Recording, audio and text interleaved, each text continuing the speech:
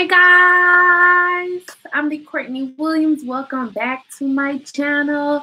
And no, girl, you ain't miss it. You did not miss it. I actually just got back home. I was out running some errands and my classes started yesterday. So it's a lot. It's been a lot just getting adjusted. But today we are talking about why Vietnam did not work for me and why I felt like, you know, I felt forced to leave. Like, I was like, I got to get up out of here. So, as you guys, I pretty much traveled all through Vietnam, like all through Vietnam. I went to Vietnam 2 different times. The first time I traveled from Ho Chi Minh City up to Hanoi. When I came back to Vietnam, I moved to Hanoi. You guys remember I had a job with a center teaching kindergarten kids.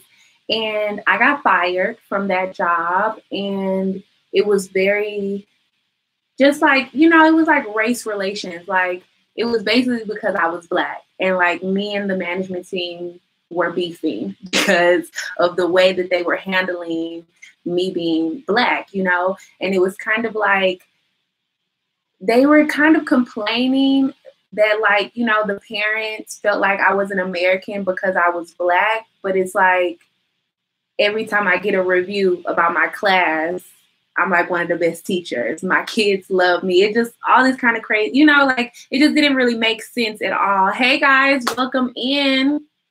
Yes, y'all made it. But, so I was in Hanoi. I got fired from my job. And honestly, if I'm being real, Hanoi wasn't even working for me. Hanoi, it has like this really amazing energy when you first go there. Or when I first went to Hanoi, the energy there was like really amazing to me. I was like, oh yes, I'm gonna love this place. So that's why I, you know, moved back to Hanoi. But when I actually got to Hanoi, I realized this place is really small and it's not really a lot to do here on like a long-term schedule, like on a long-term, you know, a long-term period of time. You know, like after a while, I found myself like getting really bored. I wasn't really connecting with anybody on like a major level.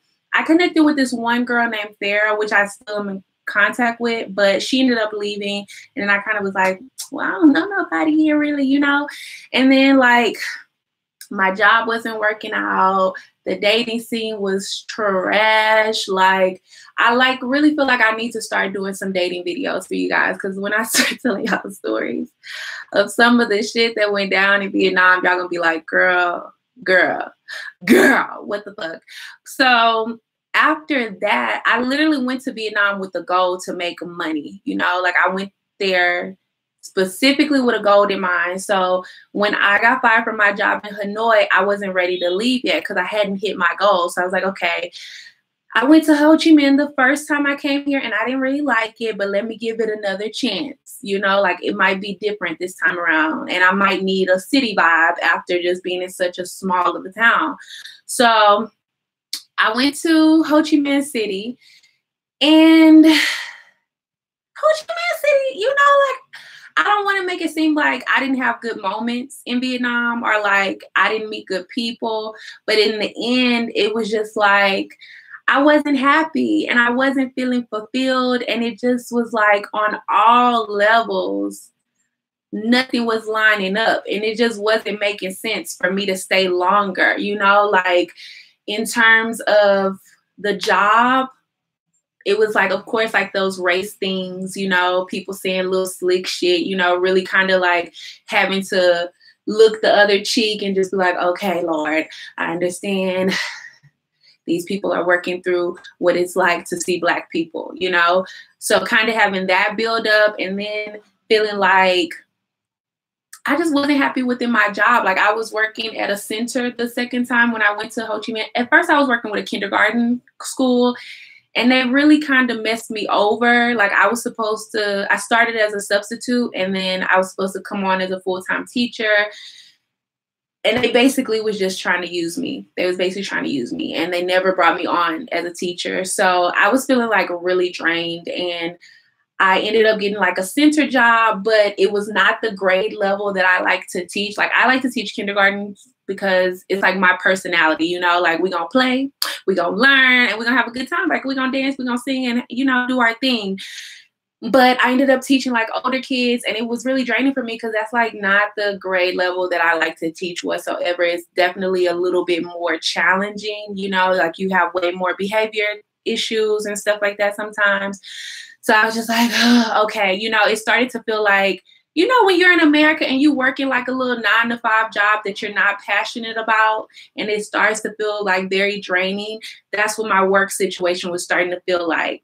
And then in terms of like hitting my goal, because I left Hanoi and like literally it wasn't even almost a year, you know? So I just felt like I wasn't hitting my goal. I wasn't enjoying my job, and I just wasn't happy. Like I wasn't feeling good within the environment. Like with the people there, I felt like after I got robbed, I felt a lot of support in Vietnam. Like I do think the expat community like kind of embraced me, like, what do you need and stuff like that. But then I just feel like as time progressed, I don't know if it was because I kind of started to be on the scene a little bit more, like, you know, like I'm making YouTube videos. I was doing a lot of promotion of myself and stuff. And I kind of started to get the vibe of like, you know, people trying to suck my energy, like kind of like, you know, I don't really like her, but, you know, she on the scene, so I want to be around her type of stuff. Like, you know, like that was the energy that I was feeling.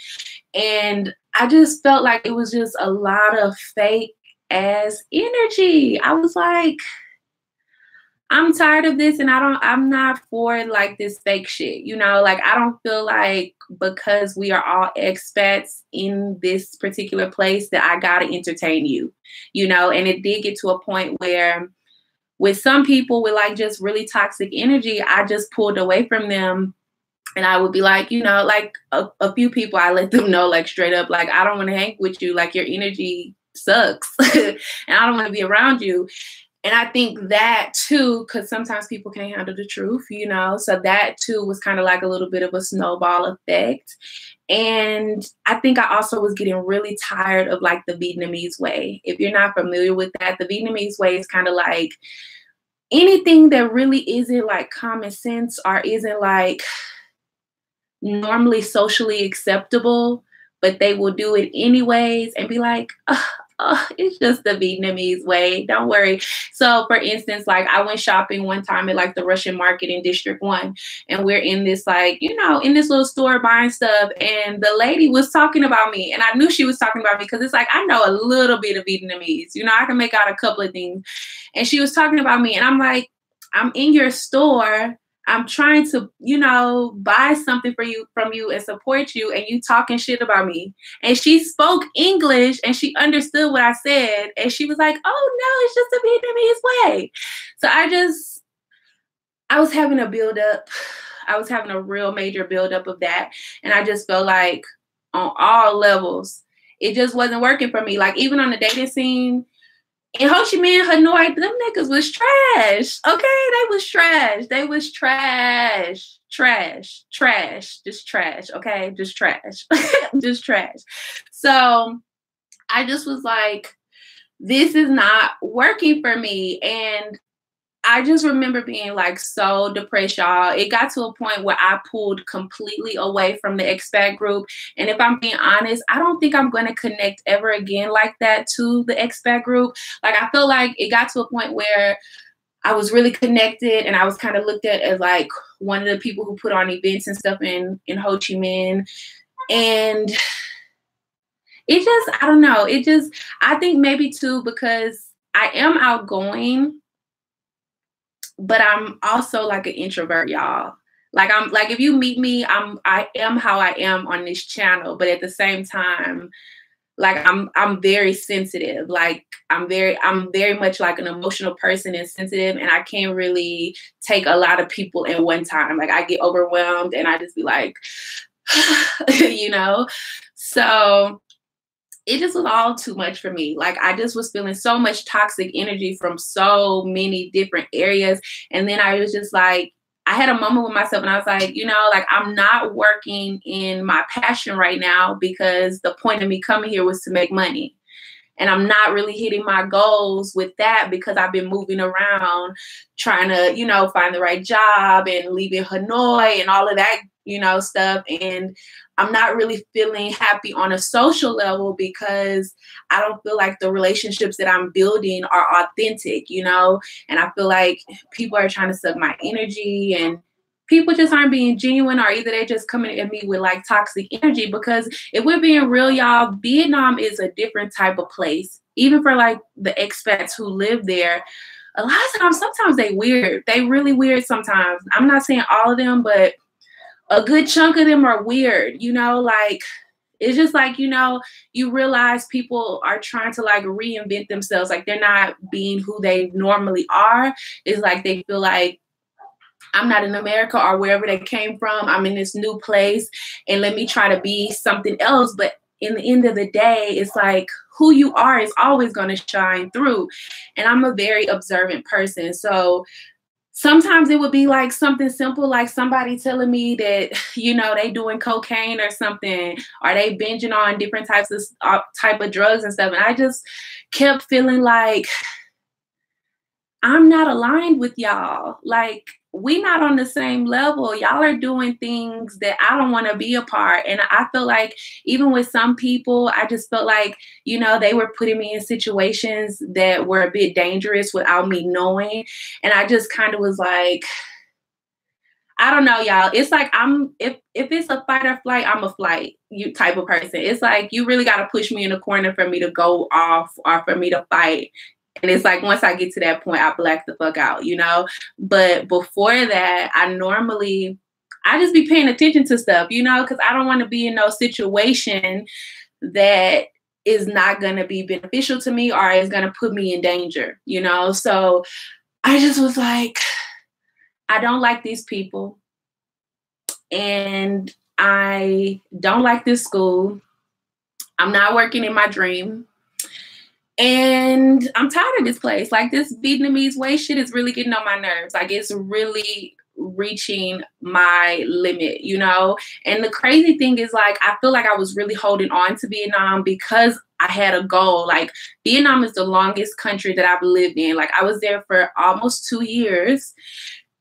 And the moment I decided I was going to leave, I was in Hanoi. I went to go see the vegans. And it was so crazy because I went back to Hanoi and nothing was working out that week. Like, I was there for a week and nothing was working out. And I just remember driving my motorbike down like one of the streets and I was so frustrated. I can't even remember what happened that made me so frustrated. But I was just like, I just had this moment. I was driving on my bike and I was like, no. I want to choose something different. Like, fuck this shit. Like, this is not working. This is not working. Obviously, I've been trying to make it work and it ain't working. And I'm ready to go, basically. And so I just went back to the drawing board and I was like, okay, how the hell I can get up out of here? Because obviously I'm not going to reach my goal and I don't feel like investing any more time to reach my goal here because it ain't working. It's just not working for me, you know? So I rolled the hell out. And I didn't tell anybody, y'all. And I think, you know, some people were salty about it, but I just kind of feel like, well, I did tell a few people. The people who I feel like needed to know, I told. But like, as far as like making this big old public announcement, like, I'm leaving, I just didn't feel like it was worth it because honestly, a lot of people I didn't want to see again. And even like with some of the Black people, it was just kind of weird. Like, I just remember when I was at my center, I moved centers for the last center I was at. And I remember this Black girl who I used to always see on the scene. And she used to always kind of be kind of cool to me when we would be on the scene. But I remember when I came to this campus and I realized that she was there, when I tell y'all, she looked at me at the first day like I was shit. You're like, why is this bitch here? You know, like I just felt like a very bad energy from her. And it was like, you know, she was like trying to avoid me and it just was a lot. I was just like, I don't want any of this. I don't want any of this fake ass energy. And I want to be somewhere where I feel happy and at least balanced, like where I feel like on a social level, I'm thriving, or at least, something is growing, or, whether that's friends or relationships or just having fun on the scene, or being able to experience new things, or feeling like you're not bored in a place, and being able to have a good job where you feel comfortable, or, working towards what you really want so that you can feel happy, And I was like, this ain't it. This is not it. So, yeah, it was really bad that I had to get fired because I was being Black. I mean, it's part of the journey sometimes. Yeah, I mean, Hanoi is like very more conservative than Ho Chi Minh. Like, it's real small, like real small, like once you actually get there, it might seem like it's bigger, but it's not. It's very small. And as far as like the scene, it's not really like, it's a good amount of places, but it's just like, once you stay there for a long time and you go into the same places over and over and over, you seeing the same damn people over and over and over, it's just like, you really got to go to Hanoi and have a team, like you got to go there and have people either, or have a little group of people that you are all cool with. But I feel like if you just kind of there, like, doing your own thing, it's, I don't know. It ain't really what it is. It ain't even, I don't know. Dating stories definitely gonna come. I'm trying to decide where I'm putting them at. I'm trying to decide if I'm putting them on YouTube or if I'm putting them on Insta stories.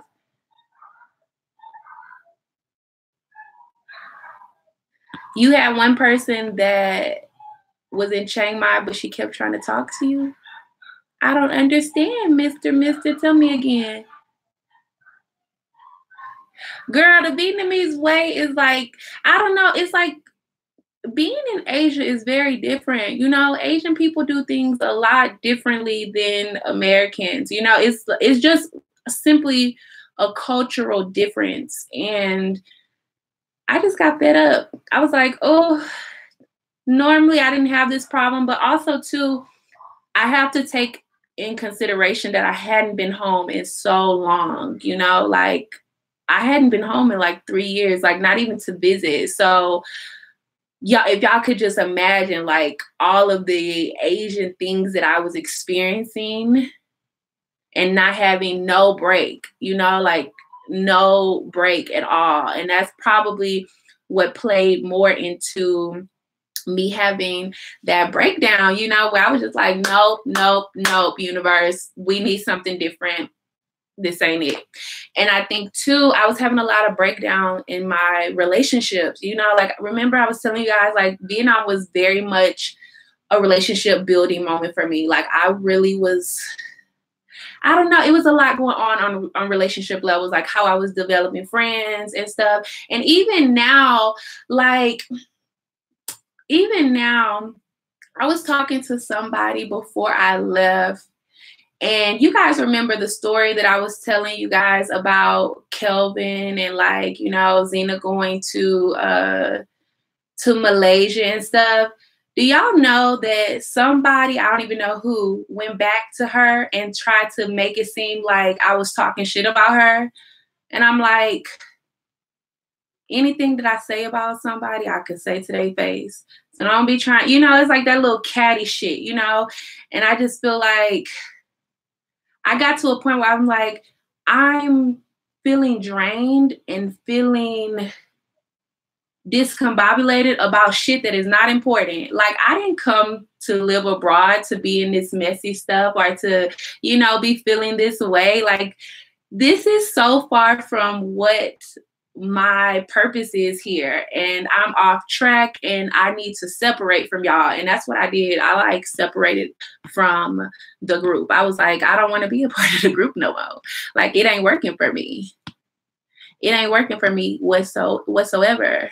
I think two years is a big amount of time. And I feel like, when I tell you, I feel like I really, really tried. Normally when shit go haywire, I be out. I be like, oop, time to go. But I think I really invested time in Vietnam. And I think that also was something that was like bothering me. It's like, I got all this time here and what I got to show for it. I don't got nothing to show for it but stress. Like what I got to show for it. Like I got some memories, yeah. But I don't feel like, I just don't feel like those memories was that profound for that amount of time, you know, like it just wasn't worth it to me. But I do also understand that like everything happens for a reason, and it was a lot of growth that I needed to do while I was there. And I learned so much about things that trigger me. I learned so much about the type of people that I want to have around me, and just, you know, getting clear about me, you know, like I was being really selfish about me towards the end, because I was like, this just not working. It's just not working. Come to Beijing. I'm thinking about coming, but I don't know. I mean, I heard that Black people be struggling in China as well, but I am definitely going to be coming. I don't know if I'm going to be in China this year, but I'll definitely be visiting Korea. I have a friend that's about to go there. She just got hired with Epic, so she's about to teach. And I have another friend who's already there working. So I'm definitely going to be in Korea at some point. But China, eventually I'm going to go there, but I don't know if it's going to be this year. Not everybody is for everybody. You're right. And I think too, with like the Black people in Hanoi, I think it's kind of shifting a little bit now, because I have realized that it's a lot more Black people in Hanoi now than like when I first was there. But when I first was there, it was like, I felt like the Black people, a lot of them sometimes wanted to be like the only Black person, you know? And it was just like really weird energy. Like they didn't really want to connect, you know, or really want to, you know, like they just kind of want to do their own thing with the Caucasians or whatever. And I was just like, why we can't all be cool? I don't know. Like, I'm just like a real chill, like laid back type of person. And I really don't like drama, and I don't like toxic energy. It drains me. And if I start feeling drained, I pull away. I'd be like, nah, I'm not here for none of this. Yeah. Mister was saying he was in Chiang Mai and he was trying to connect with some Black people, like these two Black women. He was really trying really hard and it just wasn't working. It be like that sometimes. And I don't, it's a really weird Black culture sometimes in Asia. Cause it's like sometimes you meet Black people and you connect off bat and y'all go forward and be great. You know, like I met this other girl named Jasmine in Bangkok and we still friends. We met up in like different countries. Even like when I came home, I stopped in DC to see her and stayed for like a couple of weeks, not a couple of weeks. I stayed for a couple of days before I went to Houston. So it's not impossible to make these connections, but I think you have to be careful about how you're connecting with the expat community, because everybody in that expat community is not going to be for you. And everybody in that expat community does not have the best of intentions. And the way that people be living is not always healthy for you, because you got to think like Vietnam is kind of like the Wild Wild West a little bit. Like Asia really in general is like the Wild Wild West a little bit. Like people get away with things in Asia that they would not be able to do in America, like on some real stuff. Like, like when I tell you, it's the major stuff that be going down behind the scenes in Vietnam that you would not be able to do in America. Like you would be in jail, but because you're in these little countries and because it's a little bit more lenient in some ways, and sometimes it's really just comes down to like how much money you got, like if you can pay it off or what. It's just, you know, people be getting into a lot of things that you might not be wanting to be involved in. And that's just how I am, especially with like people doing a lot of drugs. Like I'm all for like, okay, you gonna smoke a little blunt, okay, you know, pass it to me, woo woo. But like hardcore stuff and things that's gonna really put me in danger, I'm like, no, miss me with that. I'm not trying to die here. I'm not trying to be put in jail here. I'm trying to live my best life. I'm trying to build my brand and I'm trying to move forward. Like simple and plain, you know. You just got here a month ago.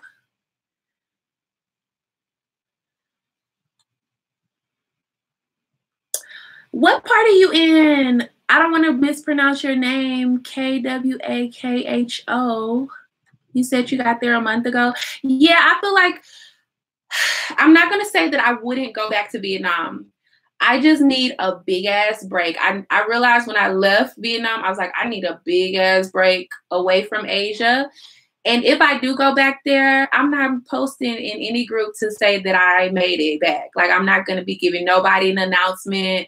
I'm not connecting with no expat group or anything. Like, I don't want to be a part of the group. You know, I want to be over here, like, let me be over here moving in silence, doing my own little thing, you know. And if we happen to cross paths and we happen to connect like that, then I'm all down. But I'm not putting in no extra effort to be in some mess. I just like to keep it simple. Yeah, Thrifty girl. You keep telling me you don't have Instagram. I'm gonna need you to get Instagram. I need you to get Instagram, girl. Emily, I love you too. Thanks for being here. Thank you, everybody who's here with me right now. Hello, I be trying to do me. Like, when I tell y'all, this is how I grew up, you know, so I don't really do groups well. I don't do groups well, and that's probably part of this as well. Like, the way I grew up is all, like, when I grew up, I always felt like it was me against the world. Now, I don't really feel like that now.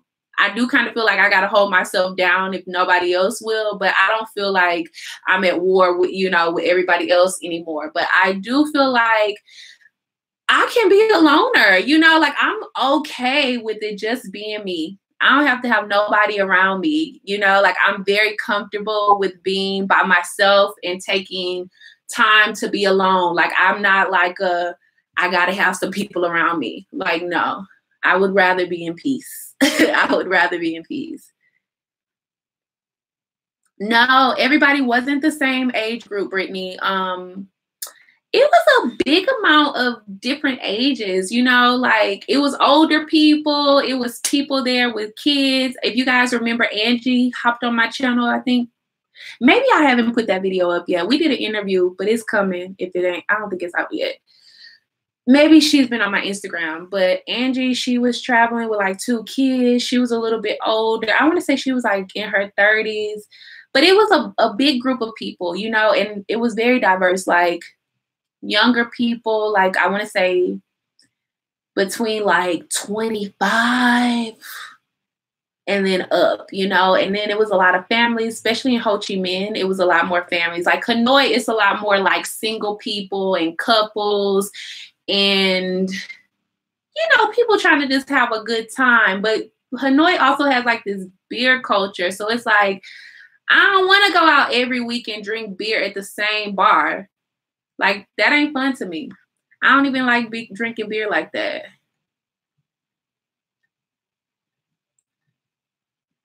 Do you think all Black people there are having the same experience you had in regards to the race issue?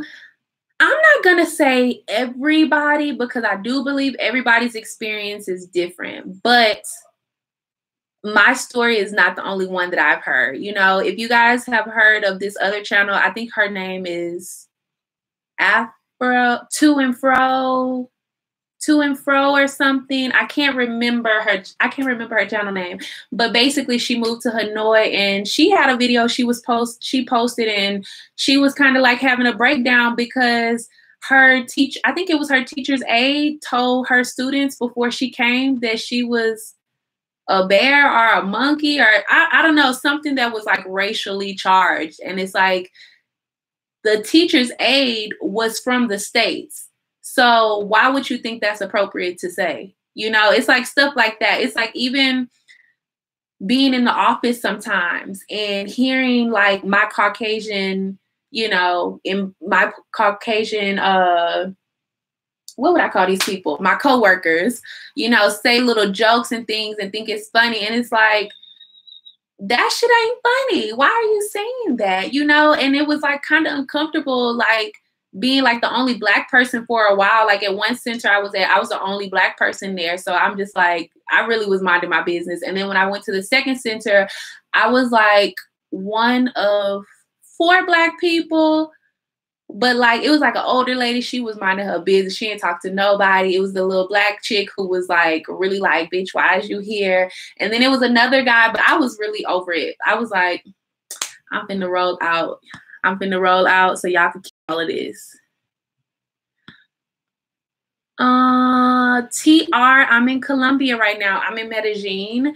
And I'm gonna be here until June. This is gonna be like my base, but I'm gonna be like hopping out to like Ecuador, Brazil, Peru, Chile. Only place I'm not hopping is Venezuela, basically, because Venezuela has a lot of shit going on right now in regards to race relations and their economic status right now. It just seems like very dangerous. So I'm not gonna be going there. But all the other countries I'll be hitting, and also like it's a little coast area next to Venezuela with like these little countries. I won't be hitting them this time around. So I'm gonna hit like 9 countries while I'm here. Real talk though, sometimes we as Black people think that every Black people we see must connect, and I don't like that. Sometimes I don't want to be bothered.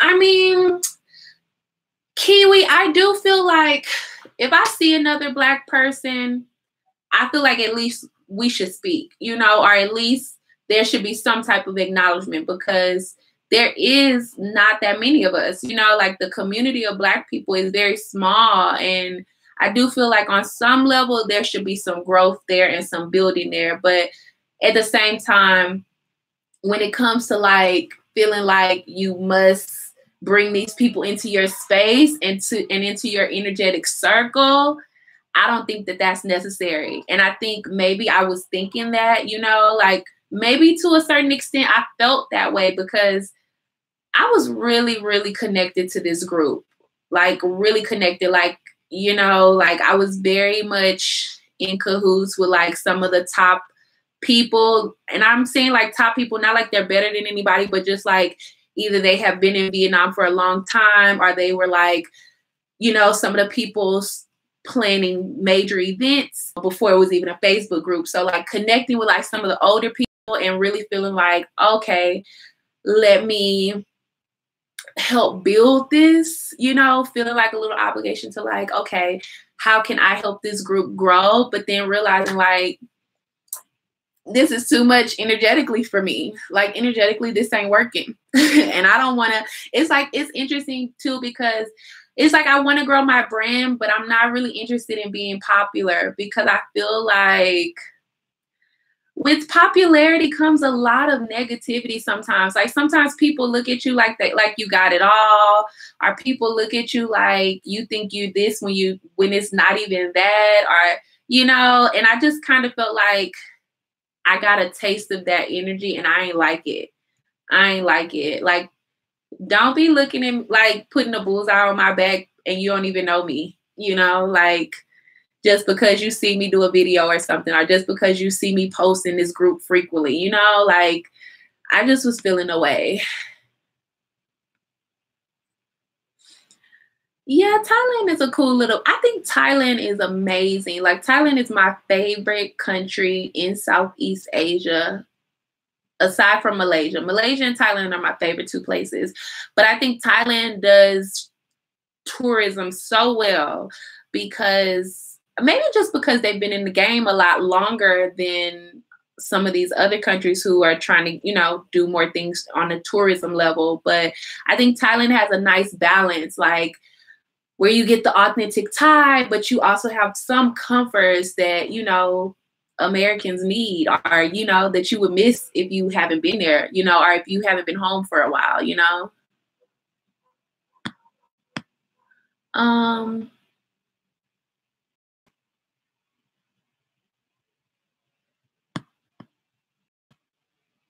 I think the racism issue in the workplace in Asia doesn't happen to every Black person, but it happens to enough Black people for it to be an issue. My girlfriend got fired suddenly from her job, and it was probably, yeah, I feel the same way, Mr. I feel like it doesn't happen with everybody because it really depends on the type of employer you have. It depends on what type of environment you're working. It depends on so many different things, but it does happen more than it should. Because even like, I remember talking to this other lady and her husband is white, and she went to pick her husband up one day from his job, and his school told him to not have his wife pick him up because she was black, and the school didn't want the parents to see that his wife was black. And I'm like, I don't even know what I would have said to my husband if he would have told me some shit like that. Like, I don't know, but it be stuff like that. Like, it be crazy stuff. And a lot of times it ain't even the Asians that be telling us this, because a lot of times these schools, the managers are Americans. The managers are like Caucasian Americans. So it's like, it's not like you don't know. It's not like you don't know what is appropriate to say or what is unacceptable, you know? So it'd be a whole journey. It'd be a whole journey sometimes, I'm telling you.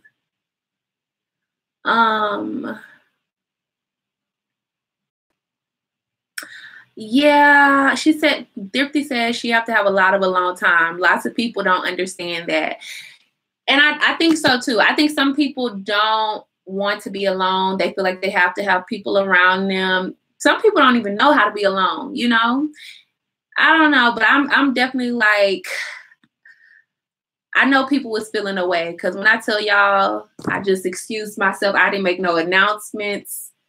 I just moved the hell out the way. Like, y'all got this. I'm off this table. Thank you. They never gonna explain. I mean, I feel like sometimes they will tell you straight up what it is of why they're firing you, or why, you know, they have a problem with you being black, but sometimes they don't. Sometimes they try to make it seem like it's something else when you already know what it is, you know?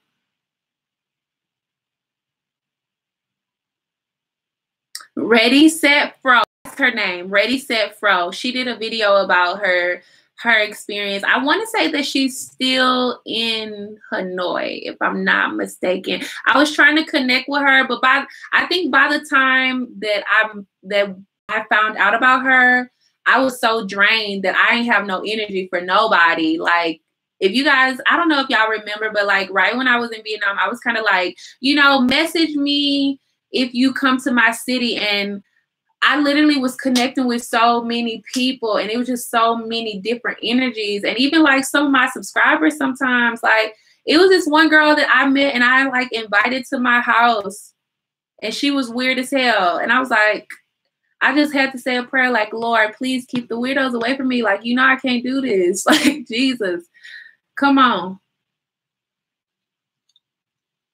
Yeah, it is hard to maintain your cool when you're being attacked. And I think when you're in Asia, I guess for me, because I'm not one that's like quick to anger, you know, like I know y'all probably be seeing these videos where people be trying to be like all dramatic, like, oh my God, they're staring at me and all of this. But it's like, at the end of the day, that is a part of Vietnam, or that's part of Asia. Like, you're going to get stares. You're going to get people sometimes coming up to you and touching you and stuff. So I think to a certain extent, like, because I wasn't so quick to anger with all of those situations, it just was building up, building up, and building up. And I just reached my limit. I just was like, I need a break. I cannot stay here any longer. And it wasn't even like, you know, sometimes you might be in one country and you just feel like, okay, let me just move to another country and I'll be fine. But I was just like, no. I just was like, no, I gotta go. Was it hard to find? Justin says, was it hard to find employment in Vietnam? I didn't have any trouble. I feel like when I got to Hanoi, I found my job before I got there. I was emailing people through Dave's ESL Cafe. It's a platform, a website where you can find like teaching jobs from all over the world. So I just, you know, was messaging people like, hey, I'm coming to Vietnam.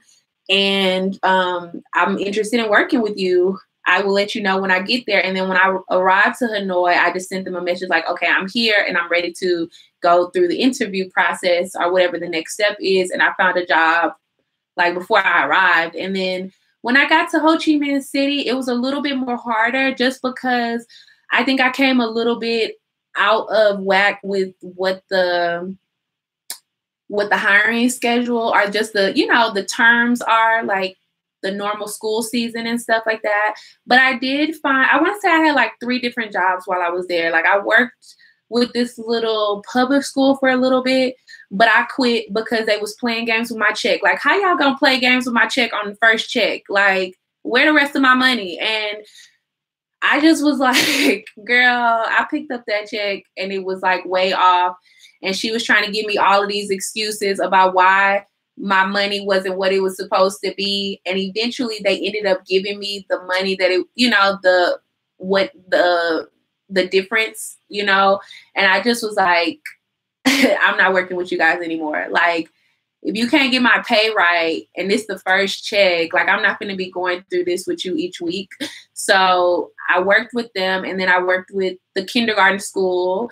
But this was like a private kindergarten school, and I actually love this school, but I just felt like the principal, she was an older lady. She was actually really, really sweet, but sometimes she had like little mental instabilities, and we kind of butted heads a little bit at the end. And I just was like, you know, I just feel like y'all are leading me on, trying to make it seem like I'm going to have a position here, and I'm not, when I need to be, you know, securing something that's going to be stable. So I just felt like I was being used. And then I ended up going to the center, and I just felt like this feels like some 9-to-5 job that I don't like, that I feel really drained and just uninterested in being here. Like when I was working at the school in Hanoi, like I was so excited to go there. Like I love teaching kindergartners. Like if I ever stopped doing makeup, I wouldn't mind being a kindergarten teacher. Like I realized that's like a little passion of mine because I really love kids.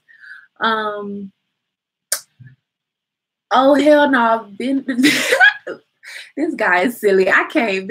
He said Venezuela is fucked up right now. Maybe one day in about 30 years, but not today. Yeah, I was really thinking that maybe I would be able to take a bus there because, I don't know, Goodell was telling me like it wasn't too bad. Goodell was like, oh yeah, you could probably take a bus, but you got to make sure you got cash, you know?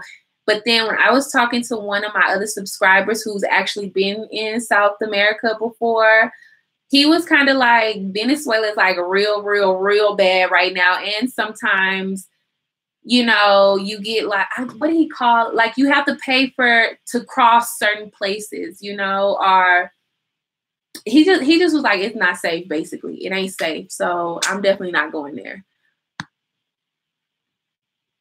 Do I feel like whites are instigators, Michelle? Not really. Not really. I didn't feel that type of energy. Like I feel like Caucasian people are living their best life in Vietnam, and it's so easy for them. You know, it's very easy. I feel like the Caucasian experience versus the Black experience working in Vietnam is completely different. Like, I feel like Asian people a lot of times worship the ground that white people walk on. You know, it's like, they're white. Oh my God.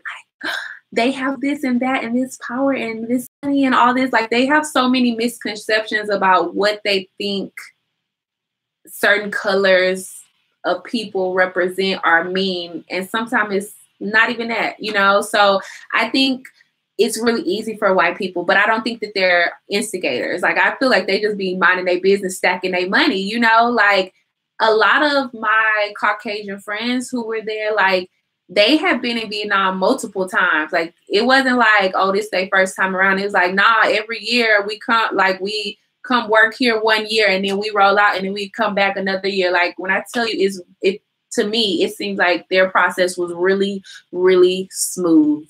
Okay, really, really smooth across the board. I ain't never hear any Caucasian person complaining about having conflict in their job because of race relations, or people saying crazy stuff to them. And a lot of times they all kind of come together and do a little, you know, they just kind of group up and have like a, you know, like a college moment, which is cool, but that's not everybody's experience.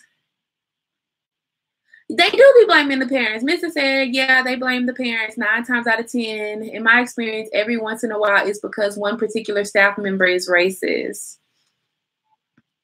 Yep, they do. They do blame the parents. They be like, oh, the parents are saying that they don't think that you're American. Or sometimes they try to blame the kids, which is what my first school did. It was like, oh, the kids are scared of you. And I'm like, where? Scared of me where? Because with that particular school, they recorded all of my classes and my kids love me. They loved me, okay? So I was like, at what point are they scared of who? Because of my hair? Like, even at one point they were asking me to change the way that I did my hair and I was refusing. This is like part of the reason of why we were beefing. Because it's like, I'm a traveler and I didn't, like, this ain't my career path. Like, we all know, like, y'all are trying to fill seats. Y'all are, you know, like, I'm not changing my hair to work here. No, it ain't something we doing. So we was really beefing. Like, me in the school, is like, I was loving my class. I was loving my kids. I loved working there. It's just me and management were beefing. Like, they kept coming at me with like fuck shit. And I was like, nope, try it with somebody else. Nope. So yeah. Am I connecting with people in Colombia? You had such a good time here. I kind of am. Like, I'm just taking my time. Like I said, I'm not really trying to get majorly connected in any expat groups. Like, I'm not trying to really be in the expat group scene heavy anymore. I like kind of doing a solo type of travel, minding my own business and living my best life, you know. But I have been making a few friends. Like, I met really, this is all Goodell. This is all my host, y'all. Like, Goodell's been introducing me to people, and some of them, like, we just been connecting. And even like one of his friends, she don't even speak English. I think I told y'all this. She don't even speak English, but we've been hanging out. Like, she was supposed to come over today so I could kind of like help her learn how to do like some video editing and stuff like that. But she ended up not being able to make it. But we've been hanging out, using Google Translate to communicate and stuff. So I've been meeting people. And even tonight, I met this guy on Tinder, y'all. So we're going to see how that goes. But I think I'm supposed to be meeting up with him at this club tonight. We gonna see, y'all. But I've been making friends, but I've also been taking my time. I've been very, like, just taking it easy here because I've been planning out things. It's like, you know, it's the beginning of the year and I have a lot planned for like further on through the year. So just kind of like wrapping my head around like everything and like what I need to do, you know, and just, you know, getting my routine and stuff together, practicing Spanish and stuff. Because I think also like here, I just feel like you need to know more Spanish if you want to connect with people other than just expats, you know? So that's where I'm at.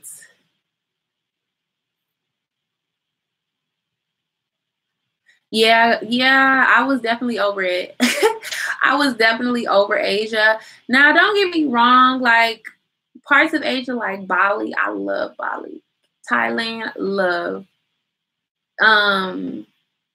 Malaysia, love. But also too, on a food level, I was kind of feeling away as well because Vietnam has a different type. Like, I just feel like Vietnam has good food, but I started in Thailand first, you know, and Thailand food is on a whole bigger, abundant palette as far as like flavors and options. Whereas Vietnam, they just have like these set of things that they do, like the, I can't even think of the name of anything, but like the pork and rice, the pho, which is like the normal chicken soup, or the beef soup, or like the egg rolls. It's like certain things that they always have. And it's like, I'm tired of eating this.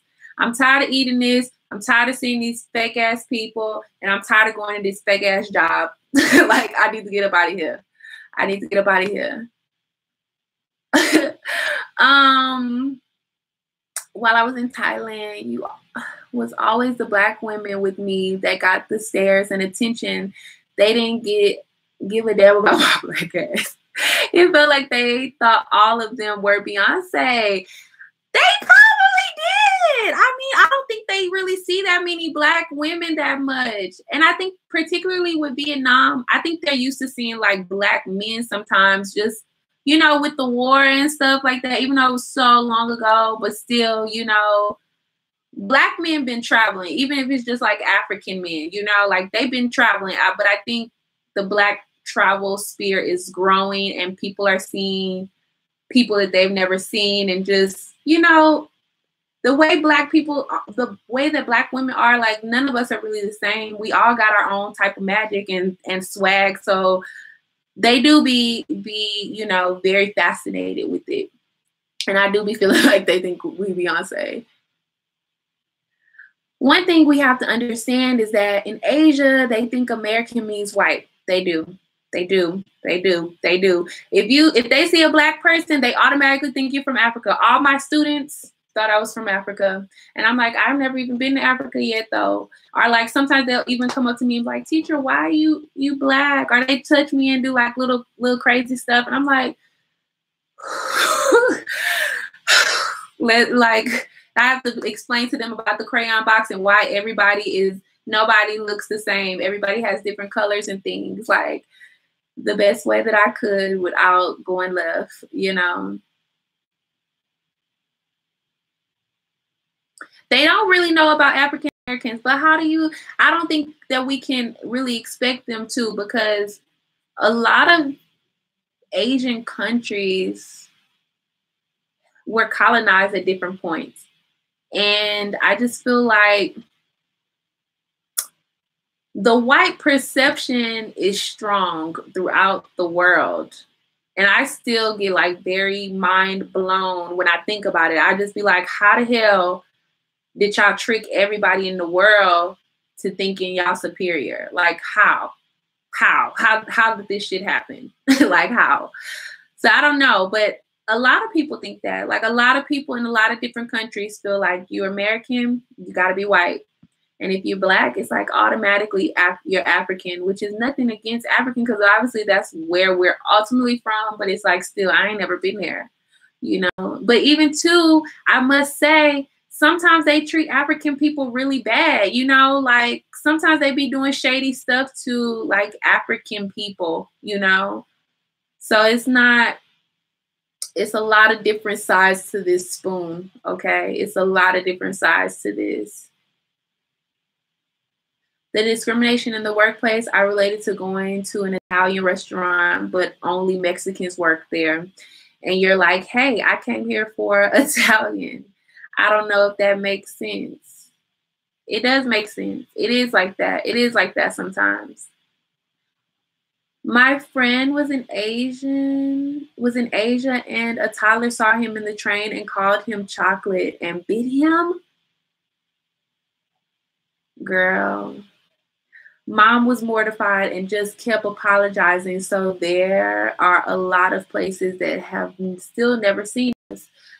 Yeah, it is a lot of places, especially when you're going more rural. Like when I was in Vietnam and I was trapped, like the first time I went to Vietnam, I literally hopped from the bottom up.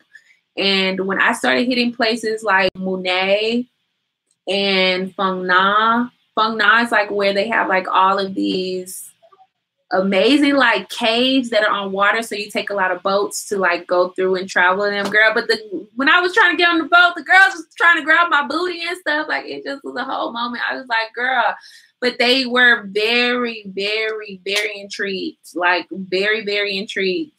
And the kids, I mean, you all know how kids are. Kids just say anything. Kids say anything with no filter. I mean, even sometimes when I was like just standing on the street, like even old ladies in Vietnam would just walk up to me and just like start touching my hair and just, you know, or just stand there and just kind of like look at me, you know, or just, you know, I think Vietnam doesn't have any boundaries in terms of personal space. Like at least in Thailand or like Malaysia, you don't deal with that because Malaysia is very diverse. Like they have the Chinese people, the Malay people, And the Indian people are like that's their citizens, you know. But then they also have a big ass African population there, you know. So you don't really deal with that there. But like even Cambodia, well, I'm not gonna lie. The first time I went to Cambodia, I was hella scared. And I came in through the border, like the land border. And when I came out, the part that I was in, it just like people swarmed me. People swarmed me. And I was coming through this narrow little walkway and people swarmed me. I couldn't even get out. Like I was so scared. And I was so glad that I was traveling with like these 3 other guys that I met in Bangkok. It was like these 2 Australians and this guy from, I can't remember where this other guy was from. I want to say like Ukraine, not Ukraine. It's somewhere else, but somewhere around there. But I met these guys when I was in Bangkok. We were all going to the same place. So we all traveled together. And I was so grateful because I was hella scared. Like when I was in Cambodia, it was a lot of stuff going on there. Cambodia is another place that's like very rural and very much so developing. I would say Cambodia is like here, Vietnam, and then you get to the other places as far as like how developed they are. But like it be wild things happening. It be wild things happening. Nobody can resist chocolate, but still, come on, like he done beat him. I can't. London is a multicultural city, and you hear all kinds of languages, accents, etc. It's just really expensive. I can imagine that London is way different. I mean, I do want to eventually make my way, but I do feel like I got to prepare myself financially before I go there. Like, I don't think London or Europe is the type of place that you want to run out of money. Like, I've run out of money more than a few times being in Asia, but because it's so cheap and because I just feel like, you know, the universe and the Lord, you know, fuck with me in the long way, they always make sure that I'm good, you know, things always work out. Or some kind of, you know, it's like I might run out of money and then some opportunity comes, you know. So I would prefer to run out of money in Asia versus running out of money in Europe. So eventually I'll make my way. Eventually. But I'm curious because I have been hearing like places like Berlin, you know, they've been having like a few racial things happening. And I do feel like to a certain extent there is some race problems happening in Europe, but I just feel like I can't really speak on it too much because I've never experienced it myself and I've never been there. So I've just heard some things that I'm like, you know, like Black people are going through all over the world if we really being real. Like in America, it's stuff happening right now with this whole wall thing. In Asia, you know, with the whole you're not really Black. Like, are you not really American? And even now being here in South America and kind of seeing how like Black people are like pushed into these little areas. And obviously, you know, that most of these areas aren't that great. Like, you know, how a lot of times people are pushed out of the neighborhood that they're from to make it, you know, accessible to Caucasians like they do in South Africa, you know. So it's like Black people going through all over the world. It's a lot of growth that still needs to happen within this world. I didn't do Myanmar, but I'm gonna do Myanmar the next time. Yeah, Cambodia is definitely like a Rambo movie. I'm telling you, it's very rural. You could definitely get away with some crazy stuff in Cambodia. And I mean, people do. I mean, even like pedophiles be coming to Asia. And when I tell y'all, people be doing crazy stuff. Like, you got to be careful and you got to be aware of like who you're around and what's going on, you know, because anything could be happening. Like, somebody could have drugs on them and you not even know. That has happened to me before, you know, and I was like, I won't be going out with you no more. You won't see me with you no more. Like, no. So you definitely got to be careful. I don't know about Ireland. Anybody else know about Ireland and the racism that's happening there? I don't know, but it's a lot going on around this world. So in the end, y'all, Would I go back to Southeast Asia? I would. I just feel like, would I go back to Vietnam? I would, only because it's a few places that I did pretty much all of Vietnam. I literally hit pretty much all of Vietnam. Like I did like a motorbike tour. Like I took my own motorbike and drove through Vietnam, and I still ain't put that video out for y'all. So hopefully it'll come out this year. But I pretty much did the ins and outs of Vietnam. So I know Vietnam pretty much like the back of my hand at this point. But it's a few places that I didn't go to, like Sapa. I didn't do Halong Bay.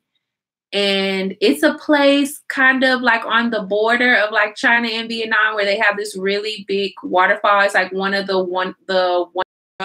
I want to go there. So I will be going back to hit those places, but it's like after I go back to hit those few little last places that I haven't hit, I probably won't go back there for some years. Like I'll probably be done with Vietnam.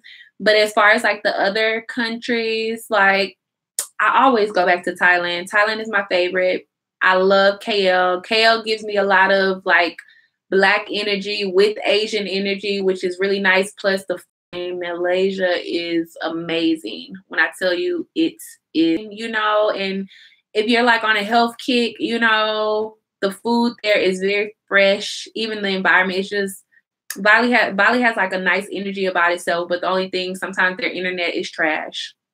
So I would go back. I'm actually planning to be back in Southeast Asia around August, like August and October is when I'm planning to be there. So I will be hopping to Vietnam for like a quick little moment, but I'm not staying long, and I'm not telling nobody I'm there. I'm gonna be on some like real low key type stuff, you know, real low key.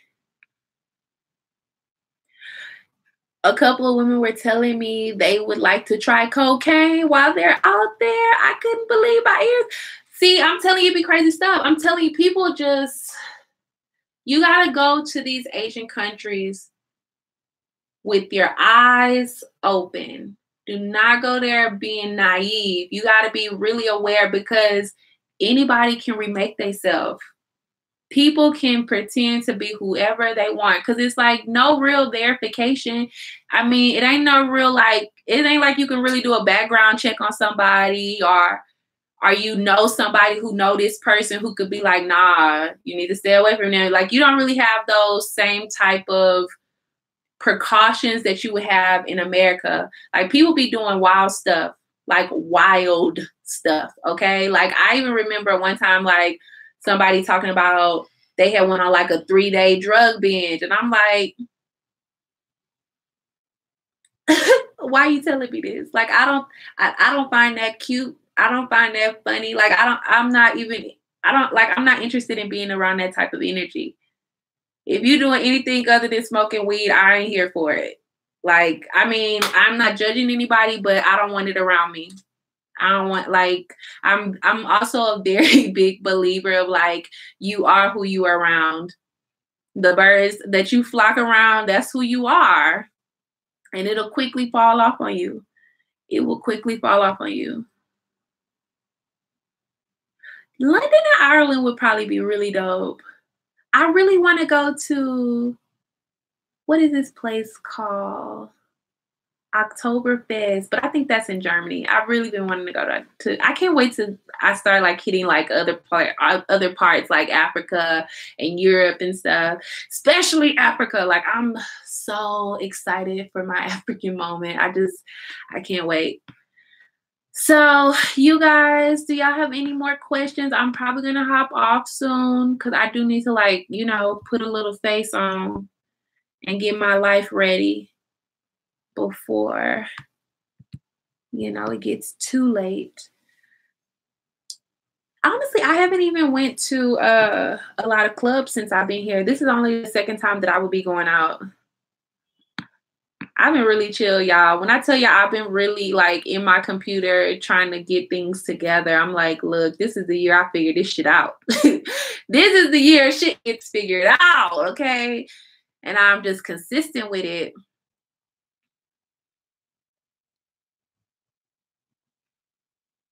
He said, yeah, he literally don't touch any of that stuff. And people stay asking him if he have any stories like the movie and the hangover.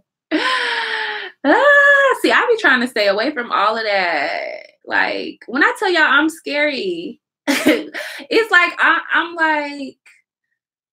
I'm scary. I'm like, you know, it's like I will fight, but I also am scary. I'm scared of like crazy shit. This is also like when I was younger, like, you know, when like little drug dealers would be trying to talk to me, I'd be scared. Like, no, sir. Like, you know how many times the girlfriend get killed trying to, you know, like, I'm not here for putting myself in danger. Now, if I'm just in a situation where I gotta defend myself, best believe these hands is gonna come through. But just putting myself in dangerous situations just because, I don't rock with that. I don't rock with that. That ain't my move. That ain't my ministry. Germany, I think, could be cool. I do feel a really strong desire to get to Berlin. I've been hearing so much about like Berlin being a I am smart. Hello, very smart. But I be, you know, like my spidey senses be going off and I be paying attention. I think people sometimes they just be doing stuff and I be really watching people. I be like, oh, okay, that's how you get out. That's what you, oh, okay. And no judgment, but I'm gonna just go over here and let you do that over there by yourself, you know? Hello, praise God for discernment. Praise God for common sense as well. Praise God. I feel like I was saying something else, but I forgot. So yeah, y'all, I'm finna hop off. Nobody got anything else to say? Because I'm finna go. I hope you guys are having a dope week, though. I hope you guys are in very high spirits. And I hope that everything that you're working toward feels like the pieces are just falling into place. Like, that's what I'm feeling right now. I just feel really good energy. So I want y'all to be in good high spirits as well. Mrs. says, I'm on a great time, but in certain situations, I don't engage. I never felt the need to check the neck. I feel the same way. And maybe sometimes people do be feeling like they got to do things because of other people, but I'm just, I don't know. God bless me with common sense. God bless me with common sense. And it's like, I'm not going to let somebody lead me to destruction. If this train seems like it's going somewhere that I don't want to go, I'm going to hop off. Period. Oh, come on for the love stream. I'm so glad that you guys enjoyed it. I'm going to try to, I'm going to try. We're going to definitely be doing weekly lives, at least one. I'm thinking like Wednesday is going to be like a day going forward now that I know like my computer is a lot more stable than my phone. But I am still trying to get a portable Wi-Fi because I do want to do live videos on my phone so I can kind of show you around to different places. So we will see if I can secure a Wi-Fi, a portable Wi-Fi. She says, I'm logging in late. Any quick tips to advise for my friend and I traveling to Colombia? Girl, practice your Spanish before you get here. That's the main thing. I can't say too much because I feel like for me, I'm still exploring. Like I'm still really new here and still kind of wrapping my head around it all. But I can say practice your Spanish before you arrive because when I got to that airport, I was overwhelmed. I landed in the airport and it just felt like a swarm of Spanish coming at me. And because I feel like I look like I could be Colombian, aside from like me being kind of tall, because Goodell even was like, you look definitely like you can be like an Afro-Latina person. So people assume that I speak Spanish. They don't assume that I'm like American or that I speak English. Like even tonight I was in the taxi, baby, he was talking to me and I was like, oh, no hablo español. Español poquito. Talk slow. Like I just was like, hold up, let me put his Google Translate out. So definitely be practicing. I'm using Duolingo right now. My friend recommended some novellas, so I've been watching those. And I also found this like 5 days to learn Spanish on YouTube video. And I also like watching like the little kids videos, like, you know, like they're singing like different Spanish lessons. And sometimes I feel like having those repetitive every day, kind of, you know, you get the little tune in your head, you kind of remember certain little phrases. So definitely practice your Spanish before you get here. So at least you can have some, like, you know, whether it's just like a few phrases for you to get started, like maybe hi, how are you, where you're from, how to say like left, right, straight, because of course you're gonna have to take taxis, how to say like how much, how to say slow down if somebody's talking too fast. You definitely need to know your numbers just on some basic, you know, like you want some type of Spanish before you get here. When you guys supposed to be getting to when are you guys supposed to be getting to Colombia anyways? And how long are you guys staying?